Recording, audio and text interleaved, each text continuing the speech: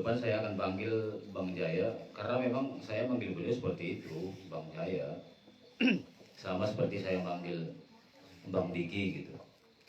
Bahkan dulu Prof Nandan itu juga saya panggil abang itu, karena rasanya lebih pas panggil Prof gitu, makanya saya panggil Prof gitu. Kenapa saya begitu? Ya saya hanya ingin ya pertama saya memang begitu orangnya. Saya tidak merasa di antara para helper itu yang satu lebih tinggi atau lebih rendah dari yang lain. Saya itu hanya berteman, bersahabat begitu, teman satu seperjuangan gitu. Bukan karena tidak menghormati beliau-beliau ini, saya tahulah gitu ya, pastilah saya hormati, tahu juga apa namanya.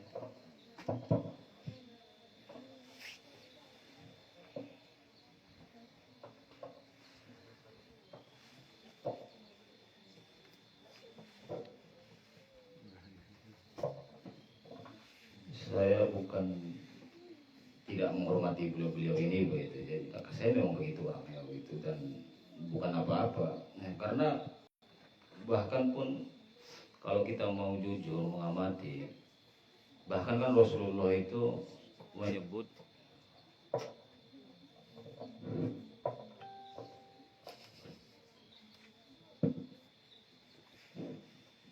ya, lanjut, maaf. Bahkan kalau kita mau jujur mengamati, Rasulullah SAW sendiri memanggil orang-orang di sekitarnya itu kan sahabat gitu ya. Artinya teman itu artinya. Makanya uniknya lagi-lagi seperti yang kita pernah sampaikan kemarin, kata kafir misalnya itu tidak didefinisikan. Jadi seolah-olah dia terkesan kasar gitu.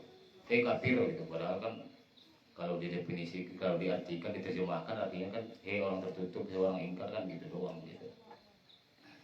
Namanya sahabat itu kan teman gitu.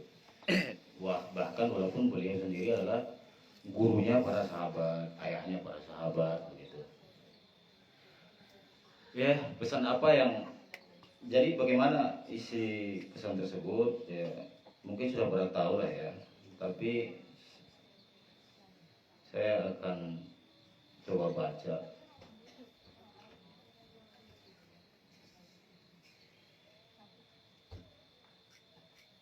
Sebelumnya begini, sebelum saya komentari, ya, saya tidak ada maksud apapun terhadap Bang Jaya.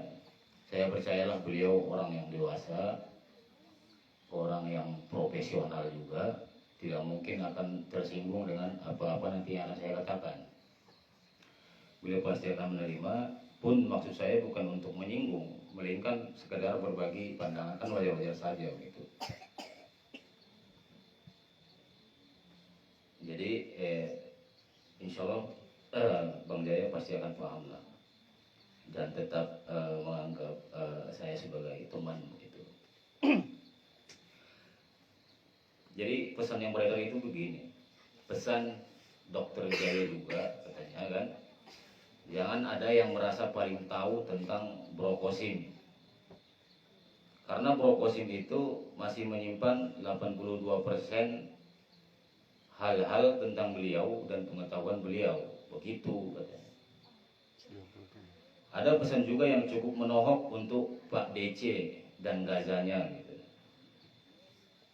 Tapi biar Dokter Jaya aja yang menyampaikan ke mereka, itu pun kalau mau mendengar, begitu katanya. Sontak pas saya dikirimi pesan ini, yang saya tangkap langsung begini, ini bisa membuat kebingungan di antara helper ini, terutama orang yang ada di Majelis Gaza ya. Karena dengan membaca ini, orang bisa akan langsung berasumsi bahwa wah, benar juga. Kan yang dikasih tahu baru 18% gitu ya. Walaupun nanti di bawah iya, saya dikirim lagi setelah saya ditelepon oleh Dokter Jaya, diperjelas lagi 8% bahkan. Baru 8%. Nah, saya minta beliau karena saya penasaran, pesan seperti apa yang hendak disampaikan begitu kan. Saya minta Bang Jaya kasih tahu apa sih pesannya gitu, coba sampaikan ke saya langsung tolong gitu, supaya saya bisa menimbang juga. Apalagi ini saat ini saya sedang menyusun master plan bersama tim gitu. Jangan sampai nanti akibat dari ketidaktahuan kita bisa berdampak buruk begitu, karena kurangnya informasi begitu kan. Akhirnya saya ditelepon oleh Bang Jaya, kami ngobrol, ini ada saksinya Mas Julian, kami ngobrol hampir 1 jam 50 menit lebih itu kan. Ya, seperti apa obrolannya? Pertama saya ingin luruskan, kalimat tadi itu bukan dari Dokter Jaya, bukan dari Bang Jaya. Itu tulisan seseorang yang mana saya perjelas juga, ada pesan yang juga cukup menohok untuk Pak Diki dan Gazanya begitu. Nah, saya kira dari Kosim. Ternyata saya perjelas, Bang, di sana ada kalimat menohok. Itu kalimat abang sendiri bukan? Saya tanya kan, bukan katanya. Jadi itu asumsi dia aja yang nulis ini. Jadi tidak ada pesan yang menohok sebenarnya begitu. Itu dia yang pertama. Kemudian terkait 8%, itulah kenapa saya katakan seseorang yang kalau titipi pesan itu biasanya orang cerdas lah, gak mungkin orang bodoh. Jadi ketika Kosim bahkan katakan 5% pun saya akan percaya, karena dia tidak berbohong. Kenapa saya percaya? Karena dia sendiri mengatakan kalau dari keseluruhan mimpi-mimpinya, kalau di total itu kan ada sekitar ribuan kalau sekarang ya. Berarti katakanlah kalau 10%-nya itu yang di-share, yang cukup jelas itu sudah hampir 100. Nah, itu sudah cukup. Satu. Kedua, ya Kosim memang tidak bohong kalau dia katakan 8% jika dijumlahkan dengan semua mimpi-mimpinya begitu, termasuk yang mungkin bunga tidur kali, bahkan nggak bakal nyampe. Berarti dia nggak bohong itu, karena dia sendiri mengakui bahwa coba cek kalau tidak percaya di channel yang diwawancarai Rifat Awan itu, dia sendiri kan di sana mengatakan bahwa tidak semua mimpi saya istimewa, tidak, banyak mimpi biasa juga, mimpi acak yang tidak perlu disebarkan begitu. Itu satu. Terus pengakuannya yang lain, kalau tidak percaya coba cek. Banyak dia mengatakan bahwa mimpi-mimpinya itu banyak yang duplikat, semacam hanya penguatan-penguatan, isinya kurang lebih sama. Jadi tidak perlu dia tuturkan satu persatu, yang mana isinya juga kurang lebih sama begitu. Jadi dia hanya memilih yang paling yang paling detail begitu. Iya, yang paling berbobot semua sih, cuman yang paling inilah yang paling mudah dipahami begitu kira-kira. Jadi seperti itu Ibnu Qasim itu dia. Yang kedua, kemudian yang berikutnya begini. Ketika saya tanya pesan apa sebenarnya yang ingin Bang Jaya sampaikan, ternyata mohon maaf, setelah ngobrol panjang lebar tidak ada sebenarnya yang menohok, hanya nasihat-nasihat lama, bukan sesuatu yang baru. Dan saya pikir sudah banyak dijawab juga oleh Bang Diki sendiri begitu. Makanya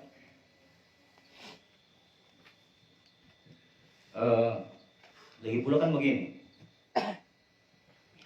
suatu hukum itu kan tidak bisa dijatuhi atas dasar praduga, kan tidak bisa. Kenapa? Minum. Oh, puasa. Suatu hukum itu kan tidak bisa dijatuhkan atas dasar dugaan-dugaan, tidak ada itu dalam Islam, apalagi jelas harus ada bukti-bukti atau keterangan. Nah ini coba katakanlah begini secara logika. katakanlah yang baru disampaikan Kosim memang baru 8%. Kan logikanya kita bertindak berdasarkan apa yang disampaikan kan? Iya kan? Iya benar. Tidak mungkin kita bertindak atas apa yang belum disampaikan. Orang kita nggak tahu. Jadi kalau kita bertindak seperti ini atas apa yang sudah dia sebar selama ini, ya itu benar. Dan di sini memang begitu. Begitu loh. Itu dia. Jadi jelas, tidak usah bingung saudara-saudara, apalagi yang ada di Gaza ya. Tidak usah bingung, lanjut. Karena ketika saya mendapatkan pesan ini kemarin, saya sebenarnya memang juga sedang mengalami sesuatu masalah yang membuat saya jadi agak sedikit pusing ya, karena satu peristiwa.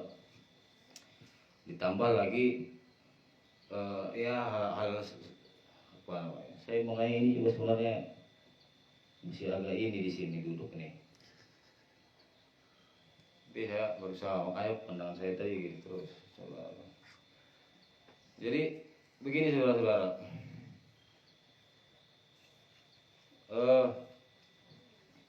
saya ngomong apa tadi? Masalah pening. Hah? Pening. Ada masalah. Bukan. Oh, yang masalah yang disampaikan sesuai yang disampaikan MG gitu. Iya. Kita tidak bisa menyimpulkan berdasarkan apa yang belum dia sampaikan kan gitu. Jadi tidak usah bingung lah. Ya, jadi insya Allah berdasarkan isi mimpinya saja kan dia sendiri bilang itu kalau mengamati itu kan di sebuah mimpi dia pergi terbang menuju negeri penuh kedamaian ya. Tiba-tiba dia bertemu orang-orang bertanya mau kemana kau Kosim kan gitu. Terus Kosim menjawab kenapa saya mau pergi ke negeri penuh kedamaian gitu ya. Nah, lalu orang-orang ini ingin ikut gitu. Nah, Kosim di situ heran. Loh, kenapa orang-orang ini mengenalku kan gitu. Allah jawab, itu karena kamu telah menyebarkan mimpi-mimpi dasarmu. Ya jadi jelas ya. Jadi yang memang yang perlu Kosim seperti itu ya mimpi dasarnya. Adapun itu yang mungkin masih dia simpan ya itu nantilah, urusan nanti lagi gitu. Jadi kita tidak bisa memberikan sebuah asumsi gara-gara dia baru share sekitar 8%, jangan sok tahu dong, nggak bisa dong.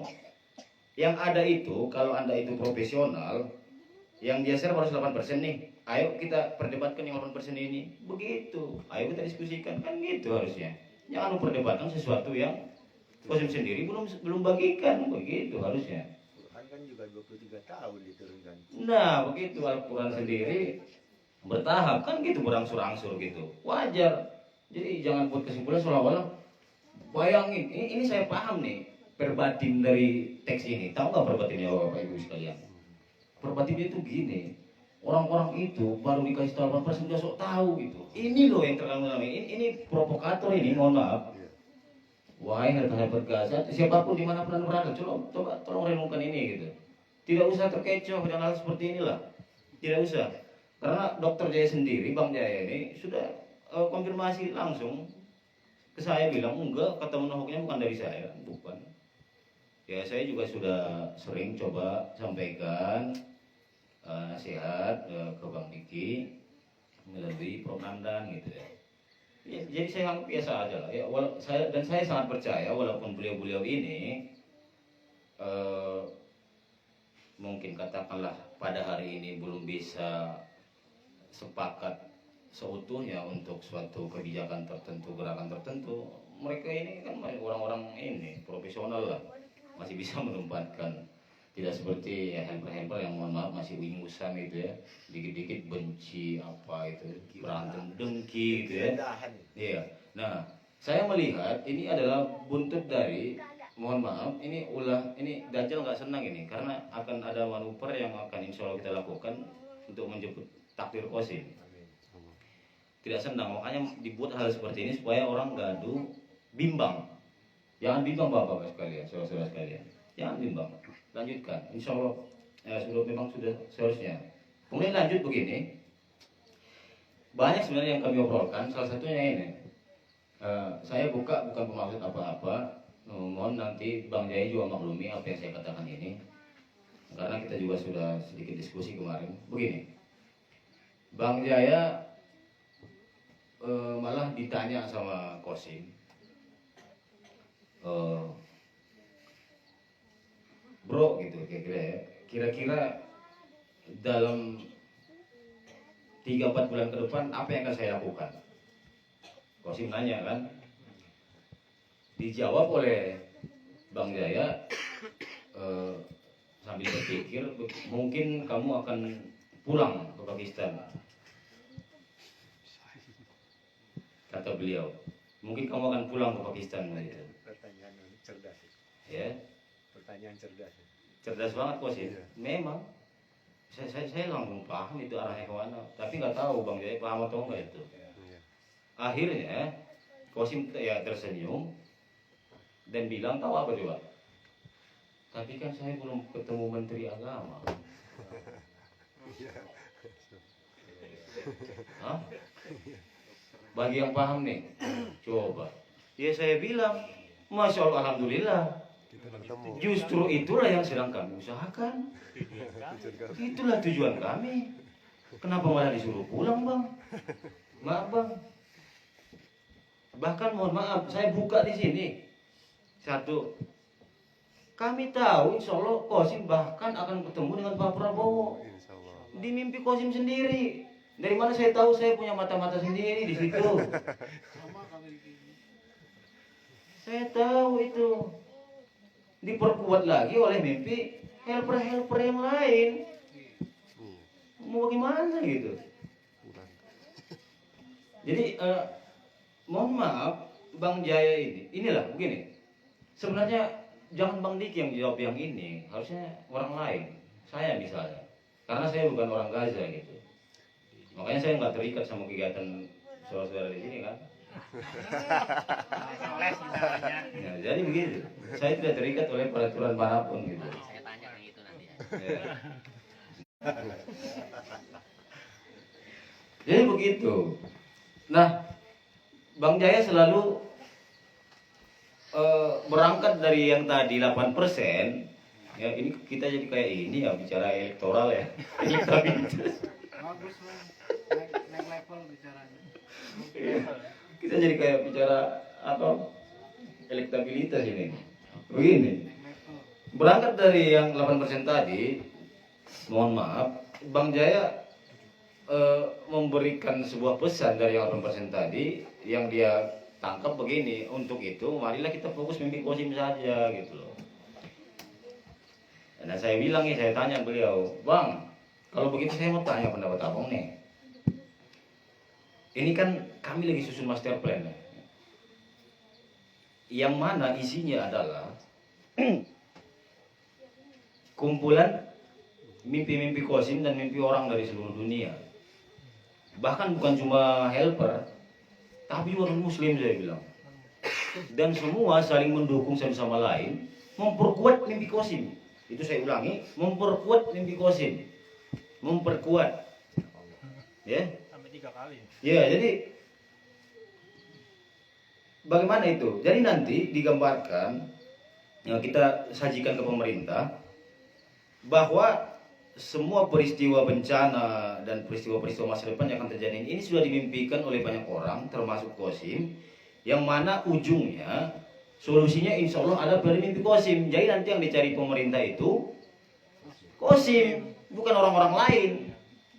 Gimana itu saya bilang? Ya sebenarnya saya perhatikan, mohon maaf Bang Jaya nggak bisa jawab.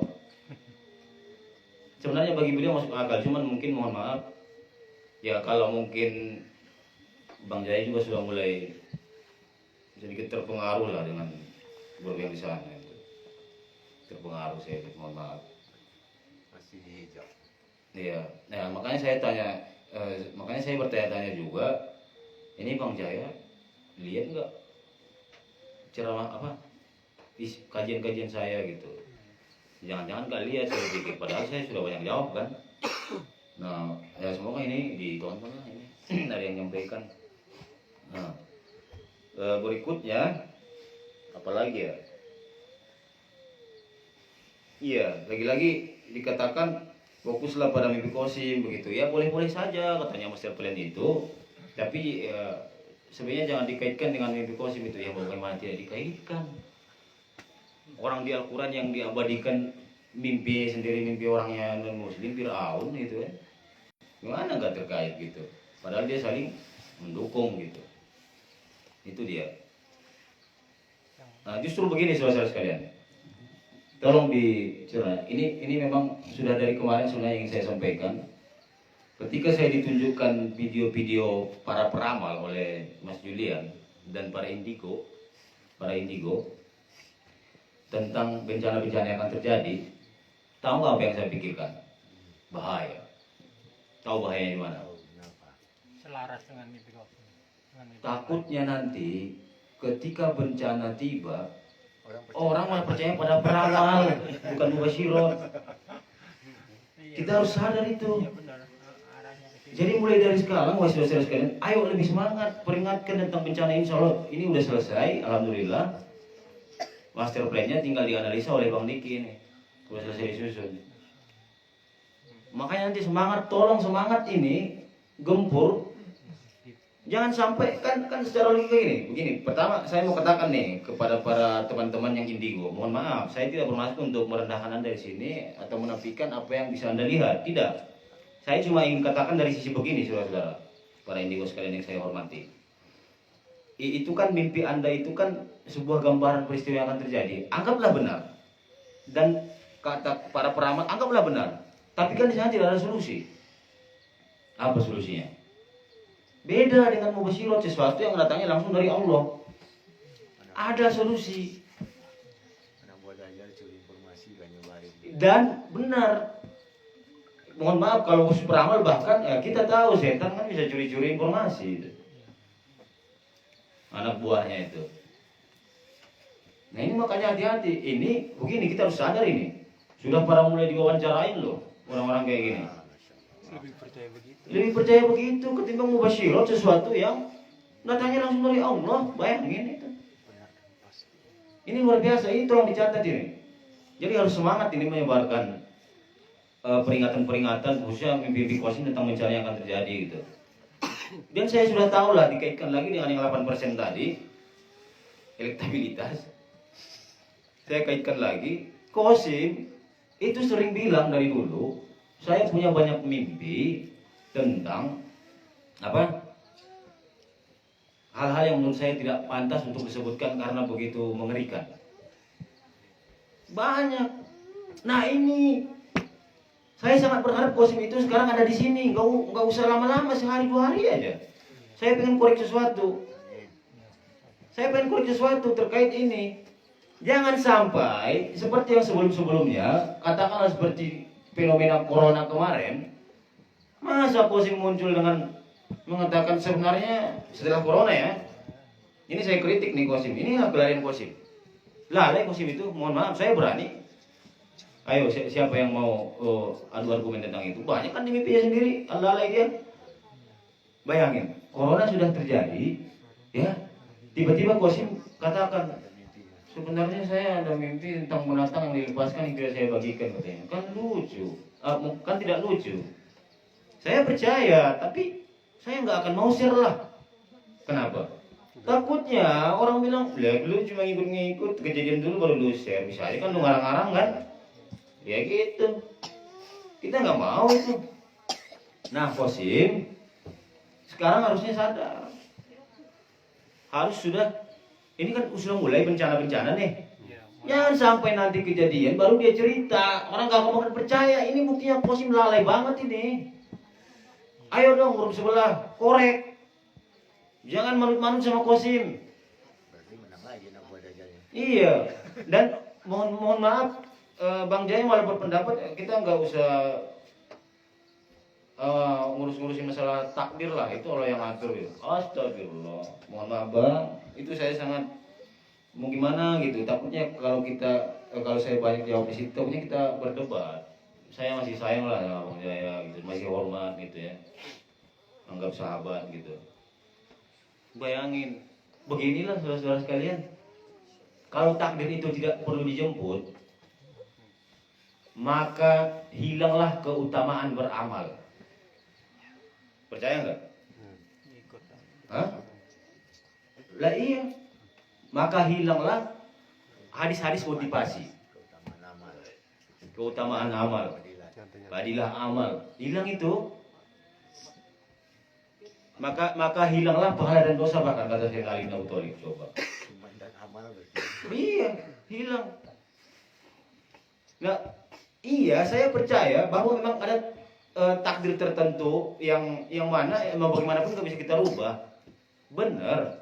Tapi jika kita kiaskan dengan perbedaan pendapat Imam Syafi'i dan gurunya Imam Malik tentang rezeki, yang mana Imam Syafi'i berpendapat kita harus berusaha itu, gitu kan? Imam Malik berkata enggak perlu berusaha. Takdir. Kalau memang rezeki datang juga, benar. Keduanya benar. Keduanya memang benar, tapi ada tapinya, jangan sampai situ dong. Lanjut. Ada berdebat. Apa kelanjutannya?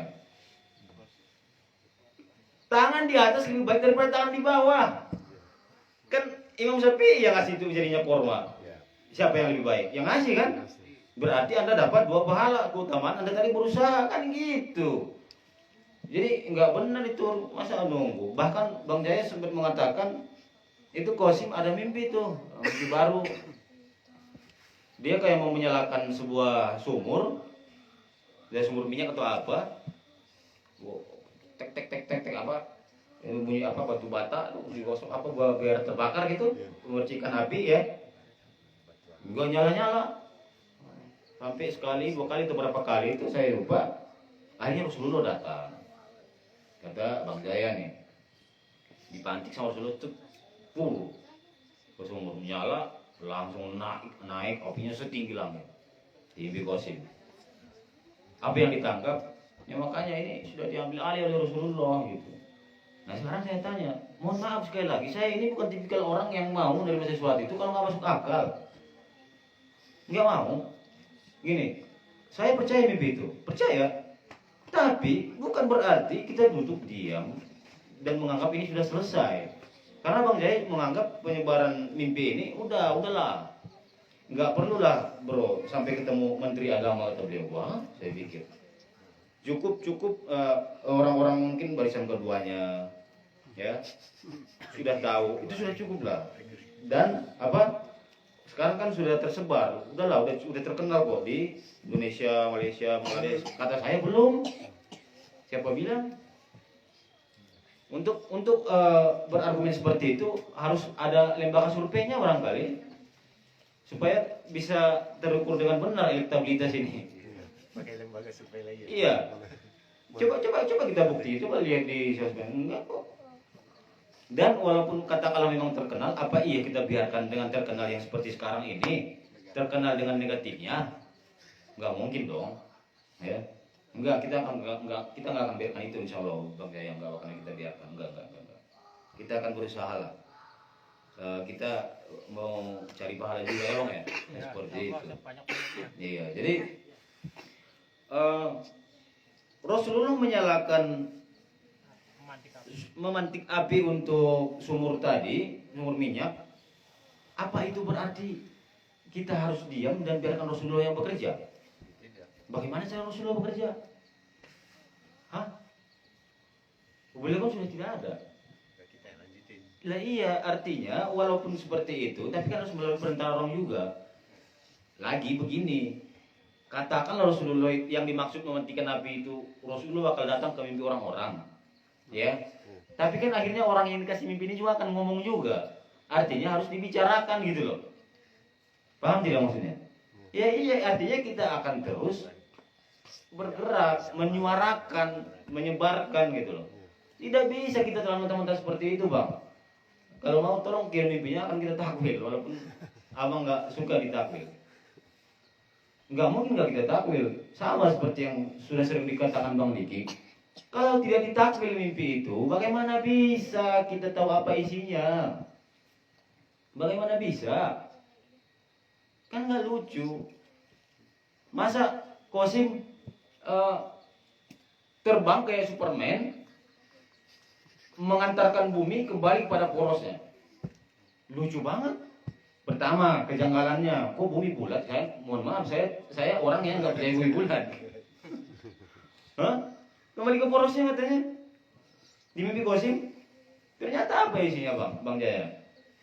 Ternyata setelah kita takwir dengan metode Ibnu Sirin, Ibnu Khaldun, yang tafsir Al-Ahlam, artinya adalah Qasim insya Allah takdirkan akan membawa manusia ke track yang benar. Itu artinya. Ya jangan dikira Qasim itu nanti akan terbang bak Superman, ya. Tenteret gitu. Ada pilihannya ya? Ada pilihannya ya?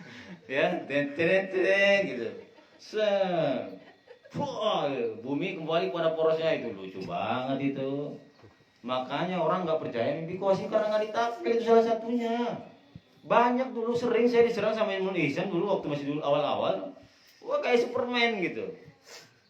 Kita juga waktu itu cuma bisa jawab berdasarkan logika-logika sempit. Alhamdulillah sekarang kita dituntun ke tafsir Al-Ahlam metode Ibnu Sirin, Ibnu Khaldun, terjawab. Coba nggak ditakwilkan, nggak ketemu jawabannya. Terus ini saya mau kasih bahan renungan nih buat rekan-rekan ini. Coba direnungkan yang satu ini agak lucu ini. Semua percaya nanti Qasim kan akan bawa orang-orang yang bersamanya kan ikut kereta menuju Nabi Isa. Ya, ada Ya'juj Ma'juj tuh. Ya'juj Ma'juj nyerang kereta ya. Kira-kira itu kereta sungguhan atau kereta simbolik? Saya cuma mikir gini, Ya'juj Ma'juj kok bego amat ya gitu. Kenapa nggak rusak jalannya aja? Kuat ya. Kan katanya kuat. Iya kan? Iya. Kuat kan? Makanya pikir Bang Jaya, Bang. Mohon maaf Bang, saya sebut nama Abang ini karena saya miris, prihatin. Serius, Abang dokter loh. Ayolah Bang. Dan Abang bilang, untuk apa usul itu? Justru, ini. Untuk apa usul itu kata Bang Jaya? Mohon maaf Bang, saya harus buka ini karena ini saya nggak mau diam lah. Karena ternyata kafir itu artinya bukan cuma tertutup dan ingkar, tapi juga menutupi kebenaran. Saya takut kafir juga gitu. Saya harus buka lah. Mohon maaf Bang Jaya ya. Gini Bang, Abang Jaya berpendapat bahwa ngapain lah usulah? Kan di era Al-Mahdi itu teknologi canggih, ya. Apa yang kita lakukan di sana itu? Kan kalau menyebarkan juga ke kota juga. Bang, mohon maaf kita kan di sini pakai handphone, ha. Bisa nyebarin dari sini. Iya kan? Berarti nggak maksud saya? Nggak harus ke kota kita. Kalau masalah nyebarin mah. Ini juga saya lagi bikin video nih, kasih pesan, ya kan? Terus oke. Saya juga percaya teknologi sangat canggih di eranya Al-Mahdi itu, kepemimpinannya. Saya percaya. Tapi nanti itu. Dan Abang tahu nggak sebelum itu apa yang terjadi? Di mimpi Qasim sendiri dan mimpi orang, bala bencana, malapetaka, banjir, tsunami, gempa, longsor, megatrust, meteor, bahkan nuklir. Semua itu akan terjadi dulu. Nah orang-orang ini mau tinggal di kota gitu. Abang mau menentang hadis yang Rasulullah katakan bahwa sebaik-baik harta seorang mukmin kala itu adalah kambing yang digembalakan di puncak-puncak bukit, di lembah-lembah. Bukan tanpa arti Rasulullah bilang begitu, karena saking dahsyatnya keadaan saat itu Bang. Makanya perlu usaha Bang. Gitu. Kalau Abang berpendapat seperti itu, mohon maaf. Nanti bisa tersesat orang-orang yang dengar itu. Percaya aja, padahal udah tahu rumahnya 1 meter dari laut, dari sungai itu. Yang lagi banjir. Yang udah keluar aligatornya kayak kata siapa kemarin itu. Masa mau tinggal di situ gitu? Kalau membiarkan mereka dengan takdir mereka sampai mati, lalu kenapa ada pemberi berita? Nah, iya kalau membiarkan mereka mati sesuai takdir mereka, lalu kenapa? Apa pentingnya ada yang memberi berita peringatan ini? kan upaya usaha untuk menyelamatkan orang-orang gitu, memilih takdir yang lebih baik. Nah, lagi-lagi kita bicara takdir ini. Apa kata Umar? Hah? Kalau pendapat Sayyidina Umar tahu masalah takdir apa? Takdir itu kita di depan kita ada dua tanah, satu gersang, satu subur. Kalau saya pergi ke tanah yang gersang, maka itulah takdir Allah. Kalau saya pergi ke tanah yang subur, itu juga takdir Allah. Artinya apa? Kan saya yang milih. Iya kan? Dia pergi dengan takdir Allah. Mau yang ke gersang ke yang subur, ya terserah. Di tangan masing-masing. Begitu. Nah, jadi begitu. Walaupun ya memang ada takdir-takdir yang tidak bisa kita rubah. Contoh, Allah menakdirkan membuat ukuran bahwa memang matahari itu terbit dari timur ke barat, ya coba dirubah. Siapa yang bisa? Ayo coba dirubah. Nggak bisa, karena lu takdirkan begitu gitu. Ya seperti itulah. Kita tahu lah ya. Yang bahkan katanya maut juga sudah ditakdirkan, tapi toh ada hadis doa katanya bisa ini merubah takdir. Sedangkan perpanjang umur gimana itu? Ya jadi semuanya harus direnungkan lah. Makanya para sahabat kalau bicara masalah takdir nggak berdebat kok. Mereka cuma taunya jihad, ikhtiar, berusaha, udah. Hasilnya mah kalau yang atur udah gitu. Gitu bang. Nah, jadi janganlah dianggap usaha itu tidak perlu di kota saja, karena pesan ini untuk orang kota. Mau di gunung mau ngapain ya? Justru kita dari sini bekerja keras bang, maaf. Justru di sini kita bekerja keras. Nah, makanya abang, ayolah sinilah silaturahmi, kita ngopi bareng, ya kan? Enak gitu, makan ubi, singkong ala kadarnya, ya. Begitu bang. Dan begini bang Jaya, coba renungkan ini, apa?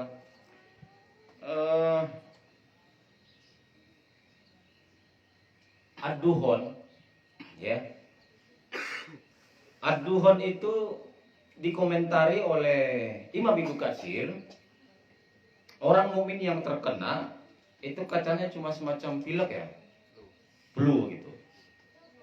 Sementara orang kafir melepuh, meleleh, sengsara, menderita gitu ya. Kenapa? Lagi-lagi kalau saya nggak bisa terima gitu aja itu. Ya?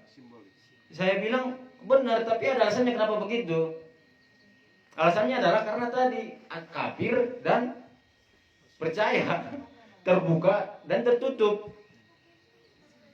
Maksudnya begini, sudahlah diingatkan bahwa akan ada meteor jatuh, akan ada perang nuklir, tapi malah pada tertutup, ingkar alias kafir gitu, malah tertutup, enggak katanya kan.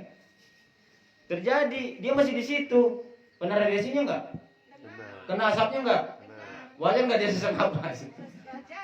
Jadi zombie ya, bahkan bisa jadi. Sebab udah banyak yang mimpi kayak katanya nanti orang yang kena radiasi itu jadi kelihatan kayak zombie. Jadi memang benar bahwa memang kajian-kajian, ada sahabat-sahabat saya juga di grup-grup yang lain, bukan helper, yang mengkaji konspirasi elit global ini. Jadi yang sering ditayangkan di film-film barat itu, Hollywood, apapun itu, sepertinya agenda itu. Jadi kalau misalnya mereka tampilkan zombie, ya memang ada rencana mau bikin manusia kayak zombie itu. Gitu. Oh. Suntikan itu ya. Ya bisa jadi berbagai macam. Jadi banyak alasannya, bukan hanya dari itu saja. Jadi itu satu. Tadi saya ngomong apa ya? Duhon. Jadi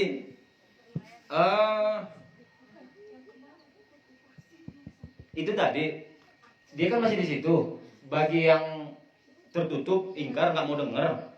Tapi kan kalau orang yang terbuka, orang yang beriman, dia dengar, udah tahu mau ada nuklir jatuh di sini di rumah gua, gitu, di rumah saya lari dong, menjauh dong. Kan minimal dia ke bukit, efeknya makin kecil. Ya aja dia cuma pilek pulang kan gitu. Nah, saya nangkapnya gitu. Walau alam, saya memang tidak katakan saya benar, tidak. Tapi saya analisa saya seperti itu. Makanya yang beruntung itu lagi-lagi orang beriman, orang yang terbuka.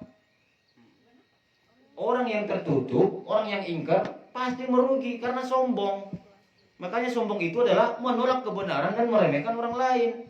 Dia menolak kebenaran itu karena yang ngomong culun-culun begini diremehkan. Ketika sudah terjadi bencana baru nyesel itu. Ini itu jadi semua nyambung. Gitu bang. Jadi tolonglah. Ya pertama itu tadi kita tidak bisa menjatuhkan hukum atas asas praduga. Nggak ada itu. Bahkan seorang hakim kodi dalam Islam pengadil nggak bisa menjatuhkan sanksi tanpa bukti. Nggak bisa. Tanpa keterangan yang jelas. Sama halnya berhubung Qasim menyampaikannya 8%, ya yang kita bedah ya yang 8%. Nggak mungkin kita bedah yang nggak ada. Ya kan? Kan gitu. Nah, jadi kita bergerak atas apa yang ada gitu, petunjuk yang ada. Begitu Bang Jaya. Dan kalaulah memang ada di situ mimpi-mimpi tertentu yang perlu sebagai peringatan tegas misalnya untuk Gaza katanya, kan Bang Diki sendiri bilang, kalau misalnya memang ada mimpi Qasim, langsung dari Allah bilang, sampaikan pada Diki, jangan takwil gitu. Oke, saya patahkan gitu dia bilang. Sampai hari ini nggak ada dan saya jamin misalnya nggak bakalan ada kok. Nggak mungkin bertentangan dengan kaidah yang sudah Rasulullah tetapkan di agama ini. Islam ini sudah sempurna bang, sudah sempurna. Beliau punya kebiasaan yang mentakwil mimpi. Makanya salah satu nabi dikaruniai mukjizat menakwil mimpi, karena saking pentingnya menakwil mimpi. Maka beliau juga mengatakan tak mimpi itu ibarat di kaki burung sebelum ditakwilkan. Kalau tidak ditakwil nggak jadi. Ya harus kita takwil. Masa Qasim menakwilkan, dia sendiri yang mengatakan, benar kata Bang Diki, saya mimpi salah satu tanda kiamat. Takwilnya saya Imam Mahdi, hehehe, katanya gitu. Masa dia bilang gitu Qasim? Kan nggak lucu. Makanya jelas Bang, mohon maaf, tolong nanti Abang berkenan membaca master plan yang kami susun. Di situ jelas dijelaskan bahwa dalam mimpi Qasim sendiri ada hal-hal yang tidak mungkin dilakukan oleh Qasim sendiri, sehingga harus orang lain yang melakukannya, yang mengungkapkannya, yang menyuarakannya. Apa itu? Salah satunya tentang dia Al-Mahdi. Ada di mimpi-mimpinya. Kami sudah bedah itu. Makanya wajar ketika nanti di endingnya, insya Allah ini akan terjadi karena sudah terlalu banyak mimpinya, bahkan di mimpi Qasim sendiri. Qasim akan kesini kok. Baik ada yang tidak suka, ada yang benci, tidak peduli Anda benci atau tidak suka dengki pun, kalau memang takdirnya seperti itu akan kesini juga. Lihat aja, insya Allah. Hah? Kenapa? Yang nggak suka tinggal diusir. Ya, yang nggak suka tinggal. Janganlah. Kalau saya itu berharap nanti mau bagaimanapun seperti apa, saya tetap semua berpelukan lah. Asal yang berpelukan masih laki-laki sama laki-laki, perempuan sama perempuan. Gitu. Jadi kira-kira begitulah. Nah itu tadi yang pertama, kita tidak bisa membuat kesimpulan atas sesuatu yang tidak dikeluarkan petunjuknya seperti itu.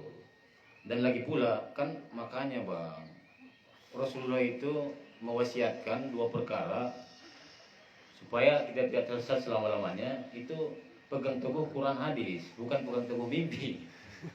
Jadi kita harus berlandaskan Quran dan hadis menyikapi mimpi Qasim itu. Kalau kita jadikan mimpi Qasim di atas, aduh bahaya bang. Makanya wajar kalau kita dicaci maki bang, wajar bang. Piye itu bang? Iya. Jadi saya diajarin seseorang. Orang Kediri. Bukan orang Kediri, yang lain. Tidak usah saya sebutkan. Rahasia.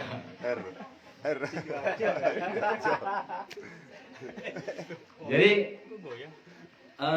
seperti itu. Tadi saya ngomong apa ya?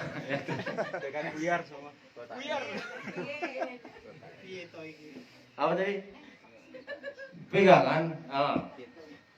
Iya, kita Rasulullah sudah katakan kalau tidak mau tersesat selama-lamanya ya pegang Quran hadis bukan mimpi. Nah, karena kita pegang Quran dan hadis, berhubung beliau mengatakan unsur yang tersisa dari kenabian hanyalah mubasyirot, makanya kita dengarkan itu mimpi Qasim. Andaikan tidak ada hadis seperti itu nggak bakal kita dengerin kok. Karena ada hadis itu kita dengerin. Karena Al-Quran memuat itu makanya kita dengerin. Karena kita tahu pesan-pesan dalam mimpi Qasim sejalan dengan Quran hadis, makanya kita juga ikutin selama dia tidak menyimpang. Buktinya makanya ketika Qasim kata kalau jarang-jarang sholat, ini rajin-rajin sholat. Karena orang-orang ini patokannya Quran hadis bukan Qasim. Coba kalau patokannya Qasim semua, ayo gimana? Mau jarang sholat? Mungkin bahaya dong. Makanya insya Allah orang-orang seperti inilah yang selamat. Kenapa? Karena katakanlah andaikan Qasim itu dajjal, pasti pada nolak nanti. Maksudnya apa? Wah ternyata dia menyesatkan ujungnya, pasti ditonjok itu. Gak mungkin diikuti lagi karena orang ini patokannya Quran hadis bang. Iya. Enggak, kamu gak pernah ikutin dia, kami selama ini ikut dia juga karena masih sesuai. Kalau dia sudah begini melenceng, kami gak akan ikut pasti. Insya Allah selamat orang kayak gitu. Akal sehat. Itulah kenapa dalam Quran surah Az-Zumar ayat 18 dikatakan, dan orang-orang yang mendengarkan perkataan-perkataan kemudian mengikuti mana-mana yang terbaik dari perkataan-perkataan itu, maka orang-orang itulah yang mendapat petunjuk dan orang-orang itulah yang memiliki akal sehat. Jadi disaring maksudnya segala sesuatu itu. Dari Qasim baiknya ya mimpinya, pesan-pesannya, peringatannya kita ambil. Yang buruknya nggak perlu dicontoh, kayak kebiasaan saya misalnya, kan begitu. Begitu. Jadi harus begitu saudara-saudara sekalian. Itu dia. Jadi sekali lagi mohon kepada rekan-rekan, ya, khususnya Helper Gaza, jangan ragu, jangan bimbang. Insya Allah kalian sudah di track yang benar. Lanjutkan perjuangan. Boomingkan itu peringatan-peringatan. Jangan sampai nanti terjadi bencana orang lebih percaya beramal ketimbang mubasyirot gitu. Supaya nanti pemerintah tahu solusinya gitu, jalan keluarnya. Karena sehebat apapun manusia, jangan merasa hebat lah di hadapan Allah lah. Wahai Bapak Presiden yang kami hormati, para petinggi negara, jangan merasa hebat lah Pak, Bapak-bapak sekalian, jangan. Kalau Allah itu sudah murka, aduh, siapa kita ini kecil, orang-orang kecil debu ini yang tidak bernilai di matanya ini. Jangan merasa sok kuat lah bisa menghadapi bencana nanti akan dia kirimkan silih berganti, bertubi-tubi. Jangan merasa hebat menghadapi itu. Peramal nggak akan punya solusi untuk itu nanti. Para indigo nggak akan punya solusi untuk itu nanti Pak. Yang punya solusi untuk itu nanti Allah sendiri. Kebetulan dititipkan melalui mungkin Qasim, terimalah. Qadarullah melalui orang seperti Qasim, terimalah. Kalau banjir ternyata menterinya apa dia berenang semua? Iya, gimana itu? Katanya hebat. Apa bisa bapak-bapak menghentikan gelombang tsunami? Apa bisa bapak-bapak menghentikan jatuhnya meteor? Iya kan? Begitu. Jadi begitu, dan sekali lagi pada Bang Jaya, mohon maaf Bang, saya tidak bermaksud apa-apa. Saya berpikir ini perlu saya sampaikan dikarenakan saya khawatir para helper bingung dan ragu. Itulah kenapa saya bersuara seperti ini. Dan seperti yang saya katakan tadi, baru kali inilah saya sendiri yang ingin tampil. Karena menurut saya ini sangat penting. Ayo tetap semangat, jangan jadi orang-orang tertutup, apalagi ingkar. Jadilah orang yang terbuka atau beriman supaya kita itu tidak merugi, tidak terkena azab yang diperingatkan akibat ketutupan dan penolakan dan keingkaran kita, kesombongan kita gitu. Sekian. Baik, mungkin ada yang ingin didiskusikan, silakan Bang. Masalah tadi ya, masalah mubasyirah dengan peramal tadi ya, umpama Mas Ahmad kan sudah nerima banyak mimpi dari helper atau tentang peringatan musibah-musibah itu, tolong di share Bang, atau Bang Ahmad buat video supaya gak kalah cepet sama dengan peramal-peramal tadi itu, Mas Ahmad. Maksudnya bencana-bencana itu di share? Iya, paling enggak kan ya yang terpenting aja supaya kita bisa nge-share ke online juga gitu loh. Jadi supaya benar-benar diperhatikan mubasyirat itu benar-benar dari Allah gitu. Iya baik, insya Allah seperti yang saya katakan tadi sudah selesai, tinggal analisa dari Bang Diki. Tadi malam sudah selesai diurutkan. Nah tinggal nanti Bang Diki analisa, mungkin butuh waktu 2-3 hari, baru insya Allah kita edarkan. Demi kemaslahatan bangsa dan negara, bapak-bapak sekalian, wahai para pejabat gitu. Kita tidak punya ketujuan apa-apa, kita juga tidak cari keuntungan di sini. Kami sayang pada bangsa dan negara dan anda semua juga. Kami ingin yang terbaik gitu. Bijaklah gitu. Jangan sampai jadi kayak Fir'aun gitu. Artinya kan gini, kan ada 2 Fir'aun. Fir'aun zaman Nabi Yusuf sama Fir'aun zaman Nabi Musa. Dua-duanya mimpi. Yang satu bijaksana, yaitu Firaun yang ada di zaman Nabi Yusuf, dengan mau menerima peringatan, akhirnya selamat. Tapi yang satu malah bahlul, mohon maaf, Firaun yang ada di zaman Nabi Musa. Ketika dia tahu akan ada seseorang dari Bani Israel yang akan mengambil alih kerajaannya, dia malah marah dengan mengambil keputusan sembelih semua bayi yang lahir. Solusi bodoh kan? Keputusan hawa nafsu. Iya, dikasih peringatan malah marah gitu, malah nyembelihin orang gitu. Ya tapi bapak-bapak kayak gitu juga sama orang-orang culun ini gitu. Jangan sampai begitu. Parah itu. Padahal orang-orang ini cuma sayang sama bapak-bapak. Tidak ingin apa-apa pak gitu. Tidak ingin apa-apa. Kasihan loh. Nah gitu ya. Jadi jadilah seperti Firaun yang di zaman Nabi Yusuf, jangan seperti Firaun yang ada di zaman Nabi Musa. Jadi kita sudah diberi contoh pak, memang dalam Al-Quran, bukan tanpa maksud itu. Ada 2 Fir'aun, yang satu bijak, yang satu bodoh, tertutup gitu. Satu terbuka, satu tertutup. Ya jadi begitu kira-kira. Ada lagi? Ya silakan. Untuk tadi yang pemahaman mimpi naik kereta ada Yazid Majid, itu gimana yang apa? Takwilnya yang naik kereta itu. Takwilnya yang naik kereta. Ya, naik kereta yang Yazid. Oh itu sedang kita gali lebih dalam, walaupun memang sudah ada gambaran dan penjelasannya mungkin akan sangat panjang. Insya Allah lain kali lah kita bisa jawab. Karena kita juga bukan tipikal orang yang mau sembarangan bicara asal jawab begitu. Kita harus fix dulu nih, minimal kita yakin dulu dan sinkron dengan mimpi yang lain gitu, baru berani kita jawab gitu. Ada yang lain? Bang, Ya. minta diperkuat supaya Qasim membuka, menceritakan, membagikan mimpinya agar menjadi petunjuk untuk kedepannya. Jadi baru Mimpi-mimpi barunya mungkin atau mimpi lama pun yang belum di Iya. share. oh yang Minta itu, Iya, saya tekankan pesannya gitu. iya.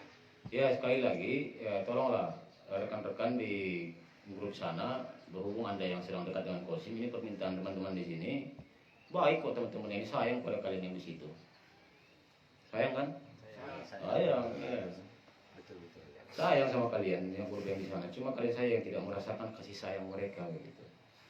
Nah, mereka berpesan dan meminta, tolong tanyakan ke Qasim, suruh dia buka, khususnya mimpi-mimpi tentang bencana-bencana yang dia lihat. Jangan sampai keduluan sama para indigo dan peramal. Takutnya nanti bencana tiba, orang percaya ke peramal. Oh betul yang diramalkan dukun ini gitu. Aduh, gitu. Udah kena bencana, tambah syirik lagi. Ya kan? Rugi banget 2 kali itu ketimpa tangga. Ya. Udah jatuh ketimpa tangga pula, kasihan. Ayolah Qasim, jangan seperti kejadian corona kemarin. Saya malu membagikan mimpi tentang corona dulu, gara-gara Qasim ceritain pas sudah terjadi. Padahal saya percaya itu benar.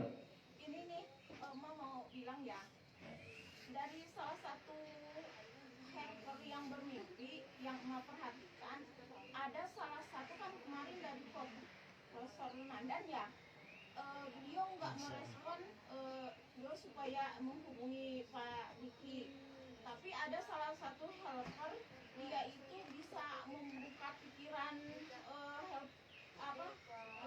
Said Qasim supaya dia kesini. Cuman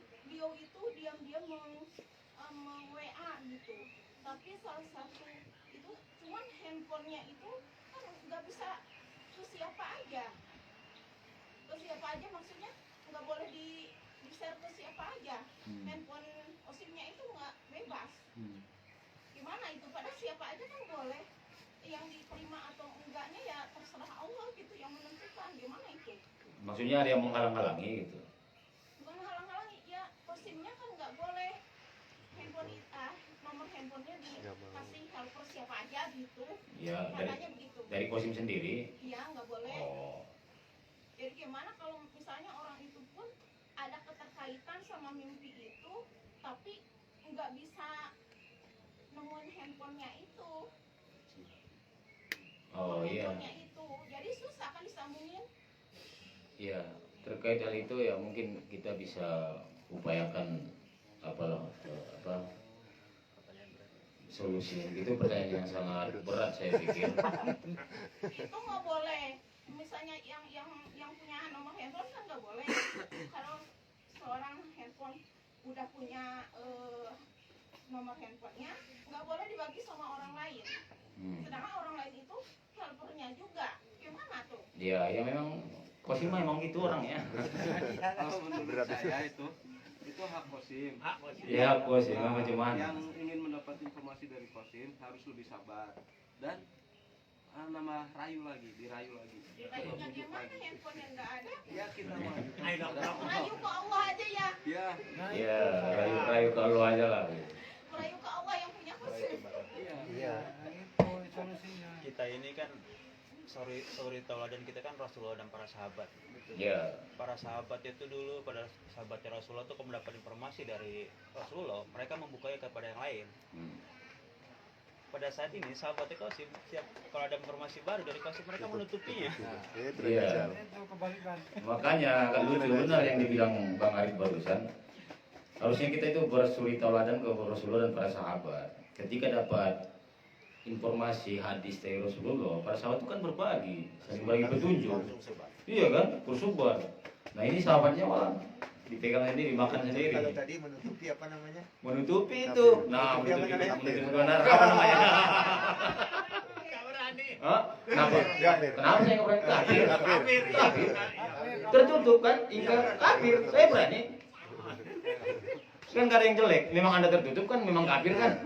Menutupi. Bisa diseminarkan kalau Bisa diseminarkan kalau perlu. Saya berani. Tapi tidak memurtadkan. Nah, tapi saya tidak memurtadkan. Nah, itu catat. Masalah murtad mah itu urusan Anda. Begitu. biasa aja lah. Biasa aja dengan kalimat kafir karena Abu Jahal aja nggak tersinggung itu. Nggak tersinggung jadi bilang tertutup. Ya wajar saya tertutup karena kamu penyihir katanya. Nggak mau saya kena sihir kata Abu Jahal kan. Gitu. Ya begitulah kira-kira. Oke, karena waktunya sudah habis. Luruskan dulu, kurang lebih mohon maaf. Sekali lagi mohon dicermati dan bijaksana, dimaklumi, pahami. Saya insya Allah semoga Bang Jaya juga bersikap dewasa menyikapi ini. Itu bentuk kasih sayang saya juga sama Abang. Sekian, Assalamualaikum warahmatullahi wabarakatuh. Waalaikumsalam.